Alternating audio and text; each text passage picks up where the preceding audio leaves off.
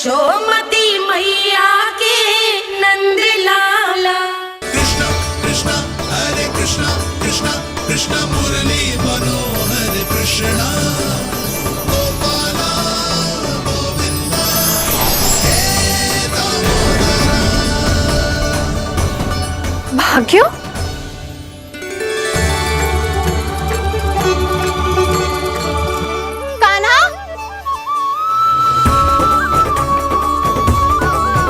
एक तो चोरी की और ऊपर से मूर्ख बना के भाग को। ये ठीक ना है, मुझे यशोदा जीजी को बताना ही होगा, और वो भी इसके घर पहुंचने से पहले।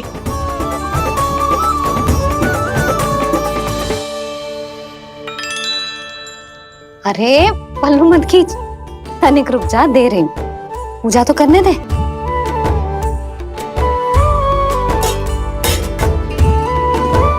ले, अब जितना मन करे उतना प्रसाद खा।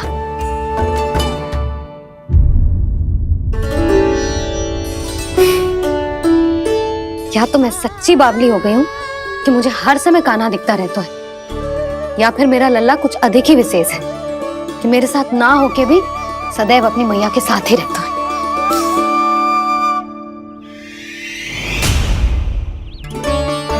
आज तो कैसे प्राण बचे नारायण ही जानते हैं। मैं तो पाऊ को सिर पर लेके ऐसे सरपट भागो कि पूरे गोकुल में बड़ बोले। इस समय तो बड़ी बड़ी मत हाको, पर असली लाभ तो वानर महाराज ने उठाया है। पूरी की पूरी मटकी अकेले लेके निकल लिए। ये हमारी प्रतीक्षा कर रहा था ताकि हम माखन बांट सके। हमारे साथ ना दाऊ, उनके साथ।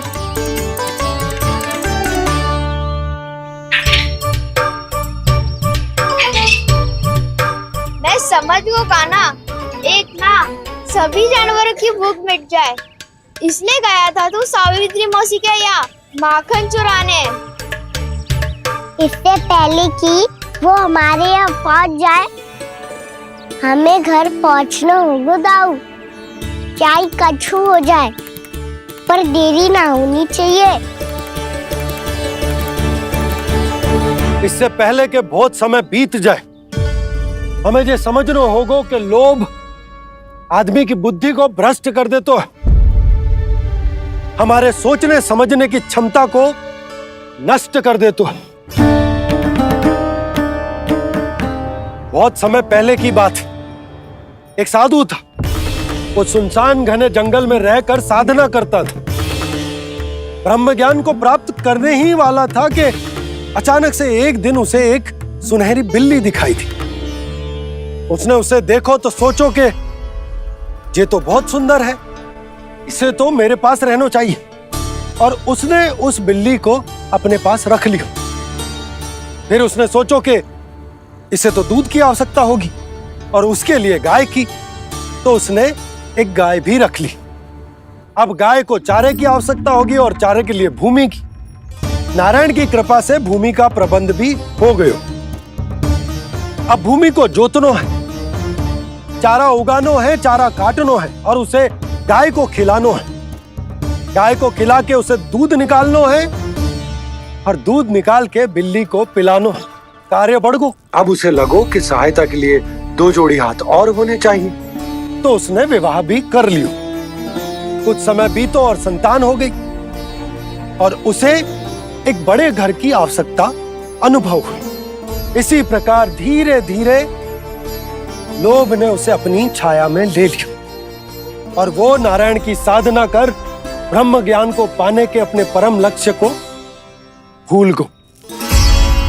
फिर अनेक वर्ष बीतने के पश्चात उसकी अपने गुरु से भेंट हुई। पहले तो उन्होंने उसे पहचाना नहीं, और पहचानो तो उनने कही कि एक बार,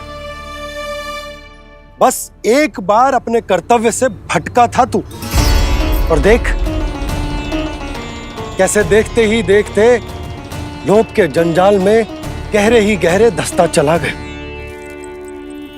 सोचो, कहीं उस व्यापारी को धन के लोभ में अपना वचन देकर आप सब भी जे ही भूल तो ना करने जा रहे। परिवार, घर द्वार, भोजन, सुख शांति, जीने के लिए आवश्यक जिस सब कुछ तो है आपके पास।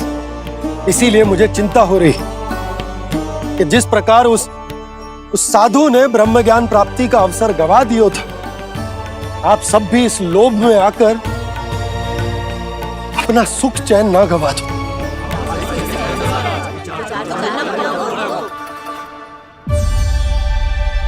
लग तो है बात सबको समझ आ रही है।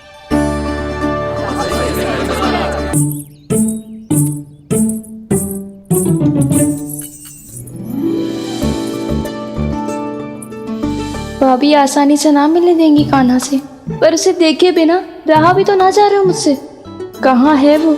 मुझ पे बहुत क्रोध है उन्हें। इतने शीघ्र शांत ना होगा, उन्हें मनाना तो पड़ेगा ताकि मैं नंद भवन में फिर से बिना किसी रोक टोक के आ जा सकूं। पर क्या बोलूं, कैसे मनाऊं उन्हें?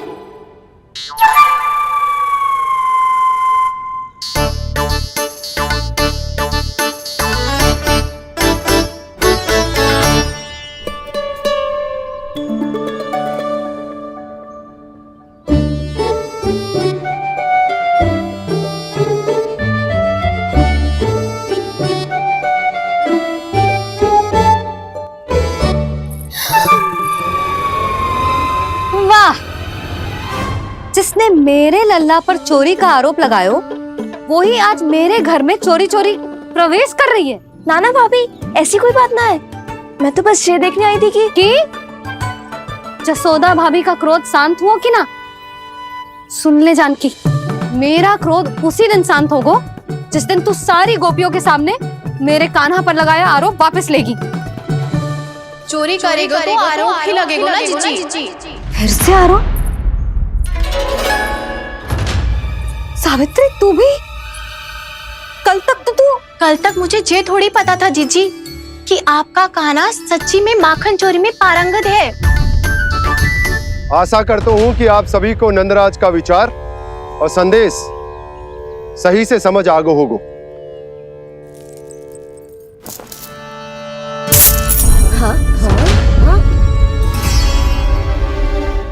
सिक्कों की खनक बता रही है कि पोटली कितनी भारी है। एक ही दिन में कितनी उड़न पा गई जे। हमें भी इससे अधिक धन अर्जित करना होगा, तभी तो हम अपने उज्जवल का भविष्य उज्जवल कर पाएंगे। पहली बार कछु बुद्धि की बात की है तूने। नंदराज, हमारे मन में आपका बहुत सम्मान है, पर हम जो करना चाह रहे हैं वो लोभ ना है, वो तो विकास है। हाँ नंदराज, हम अपना और अपने संतानों का भला बुरा सोचे बिना कब तक अपना जीवन इस प्रकार जीते रहेंगे?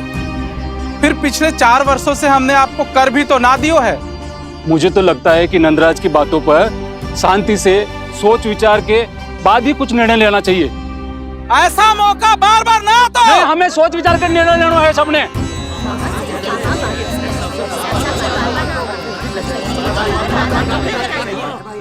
चोरी में पारंगत? हाँ जीजी, उसने टोली बनाई है और उसका नाम भी रखा है चौर्य विद्या प्रसारण टोली, और आपका कान्हा उसका अध्यक्ष है। अच्छा, तो कान्हा पूरी टोली लेकर आया था चोरी करने तेरे घर? और नहीं तो क्या।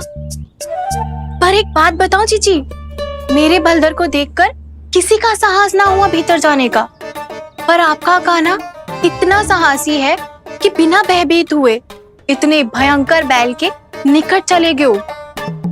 सच्ची? और तेरे रक्षक बैल ने कुछ ना किया उसे? है ना अचरज की बात। क्रोध के स्थान पर वो तो उसके सामने ऐसे झुको जैसे कि प्रणाम कर रहा है। और जीजी, आपका कान्हा साहसी ही ना, बहुत चतुर भी है। मैंने मटकियां बहुत ऊपर लटकाई थी, पर बताओ कि बिना चौकी के मटकी को नीचे उतारने का उपाय किसने ढूंढा? किसने? आपके चतुर कान्हा ने। उसने अपने सखाओं को पर्वत बनायो और एक पक्के सेनापति की तरह बिना भयभीत हुए उनके ऊपर चढ़ गयो और मटकियां उतारने लगो। और एक ही ना, तीनों की तीनों मटकियां उतार ली। तीनों? हाँ जीजी, और वो इतना दयालु है कि पहले एक मटकी का माखन सब में बांट दियो और फिर बची हुई 2 मटकियों में से एक मटकी अपने सखाओं को दे दी और फिर दूसरी मटकी एक भूखे वानर को दे दी। और फिर जब मैं उसके सामने जाके प्रश्न करने लगी तो उसने मुझे अपने तर्कों के जाल में उलझाया और बड़ी आसानी से सिद्ध कर दिया कि वो तो परोपकार कर रहा था। मैं तो देखती ही रह गई और शब्द तो ऐसे झड़ते हैं मुंह से जैसे कि फूल। रुक जा सावित्री, पहले तू ये निर्णय ले ले कि तू मेरे लल्ला का गुणगान करने आई है कि उसकी निंदा करने। निंदा करने ही आई हूँ जीजी। जानकी सत्य कह रही थी, आपका कान्हा माखन चोर ही है और बलराम के साथ भागा था। बलराम क्यों? वो तो साक्षात गरुड़ देव की पीठ पे बैठ के उड़ के आयो है, तभी तो तुझसे बहुत पहले आके यहाँ बैठ गओ ना। आ देख ले, आ जा। देखो कैसे बैठ के सब पहरा दे रहे हैं कि कोई पंछी अनाज ना चुगले, और तुम दोनों व्यर्थ में इन सब पर दोष लगा रही हो। कान्हा के निकट जाने का प्रयास भी मत ही करना। पहले मेरे लल्ला पर आरोप लगाती हो, फिर उससे मिलना भी चाहती हो।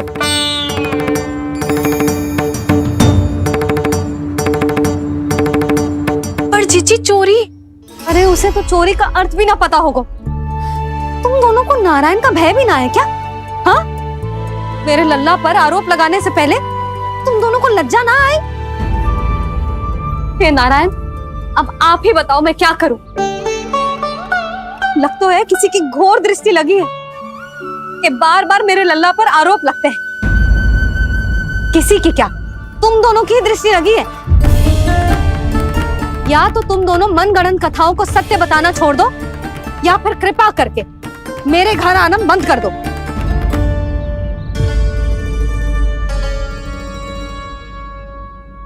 अब दोनों मुंह क्या ताक रही हो? हाँ, जाओ यहां से। और तुम दोनों नंद जी की सभा में क्यों ना गई? हाँ,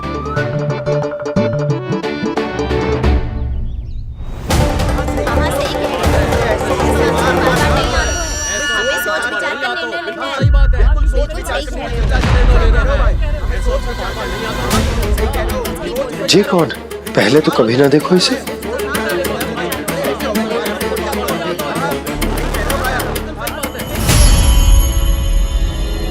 कहाँ को? बस करो।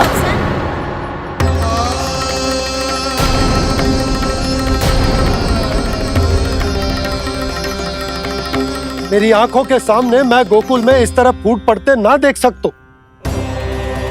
राजा हूं मैं, परंतु आज तक मैंने कोई भी निर्णय आप सब पर ना थोपो और ना ही आज थोपूंगा। मुझे पता है आप सबके पास कल सूर्यास्त तक को समय, इसीलिए मेरी विनती है कि आप घर जाकर रात्रि को इस बात पर पुनः विचार अवश्य कीजिएगा। सोचिएगा कि कोई भी व्यापारी अविश्वसनीय रूप से सस्ता क्रय विक्रय क्यों करेगा जब तक कि उसका कोई छुपा हुआ लाभ ना हो। हमें सोचना होगा कि कहीं हम उसके बिछाए जाल में फंस तो ना रहे।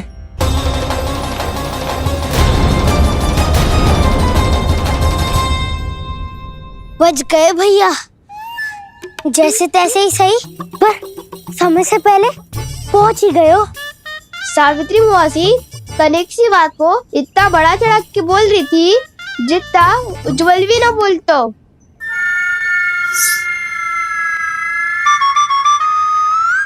वैसे आनंद तो बहुत आयो, सच्ची। हाँ, बेहतर लगा तो माखन भी तो मिला और परोपकार भी होगा। बता कान्हा, और किसके घर जाना है अब? आज ही तो हमें शिक्षा मिली है। इतनी शीघ्र भूल गए तुम सब।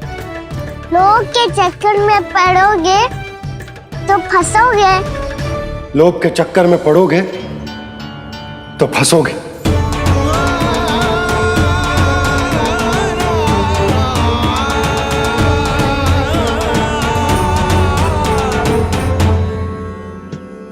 चोर, चोर कह रही है मेरे निर्दोष से बालक को।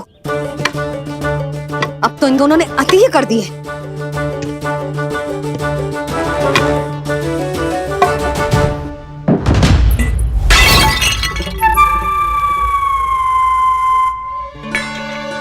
से भी अभी फूटना था। वैसे ही मैं इतनी चिंतित हूं। कैसे समझाऊं इन गांव वालों को?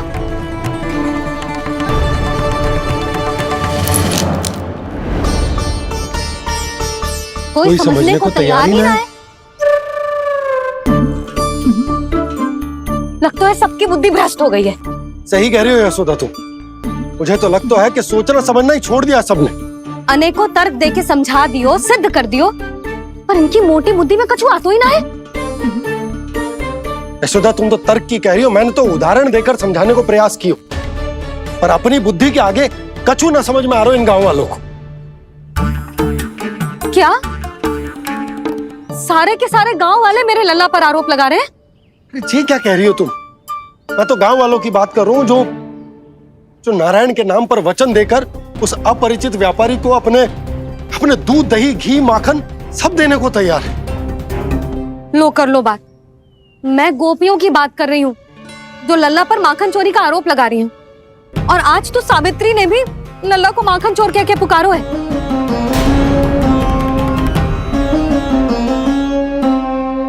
सावधान यशोदा, कहीं बड़ा होकर माखन चोर ना बन जाइए। अच्छा, ये सब आप छोड़ो। स्त्रियों की बात है, मैं संभाल लूंगी। आप ये बताओ सभा में क्या हुआ?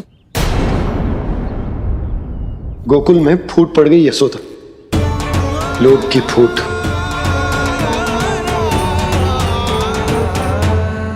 अरे रुको रुको रुको, व्यापारी जी रुकिए रुकिए। नंदराज ने प्रयास तो बहुत किया था व्यापारी जी, पर कुछ व्यक्तियों को छोड़ करके किसी के कान पे जूं तक नहीं रेंगी। इसका अर्थ फूट पड़ चुकी है लोभ की वजह से। बहुत ही शुभ समाचार लाए हो गुप्तचर। अब शीघ्र ही दिखेगा लोभ का चमत्कार।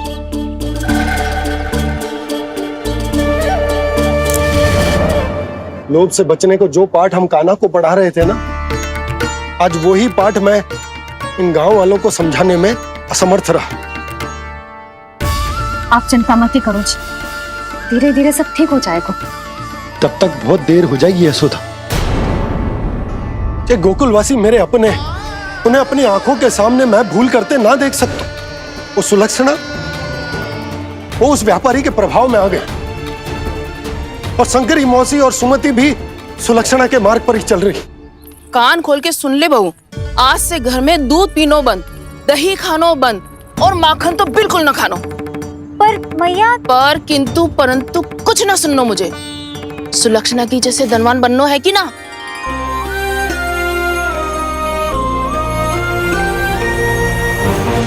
तो फिर जैसा मैं कहती हूँ वैसा कर, तभी तो अधिक से अधिक दूध, दही, माखन बेचकर अधिक से अधिक धन अर्जित कर पाएंगे हम। सुलक्षणा को उस व्यापारी की तरह धनवान बनना है और शंकरी मौसी को सुलक्षणा की तरह। ऐसे तो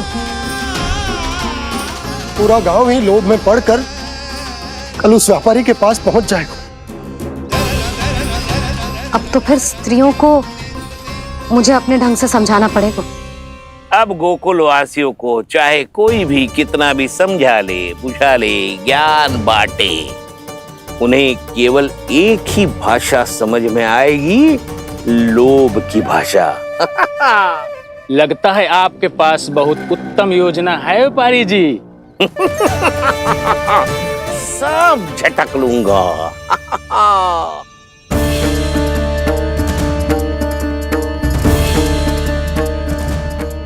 आपको क्या लगता है प्रभु, मैया के समझाने से गोपियाँ समझेंगी?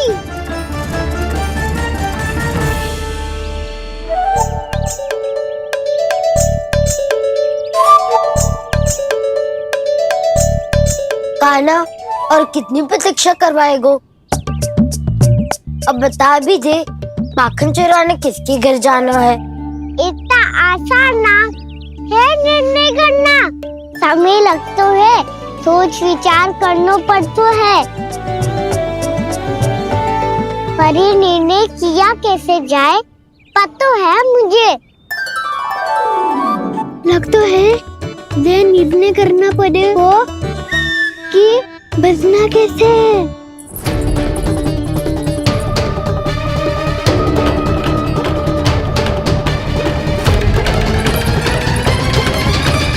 सावित्री मौसी ने हमारे 14 विद्या प्रसारण के बारे में सबको बता दियो क्या?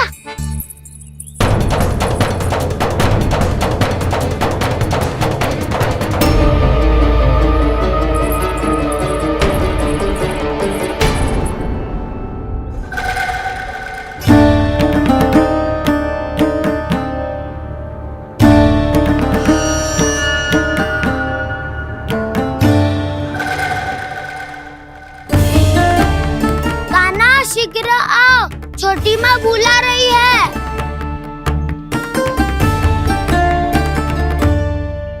अब डांट भी पड़ेगी और कुटाई भी होगी। 14 विद्या प्रसारण कल ही आरंभ हुआ था और आज ही समाप्त हो जाएगा।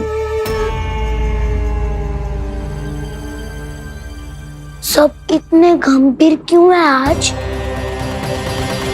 गंभीर तो होंगे ही ना दाऊ, क्योंकि मैया आज अच्छा वाला पाठ पढ़ाने वाली है।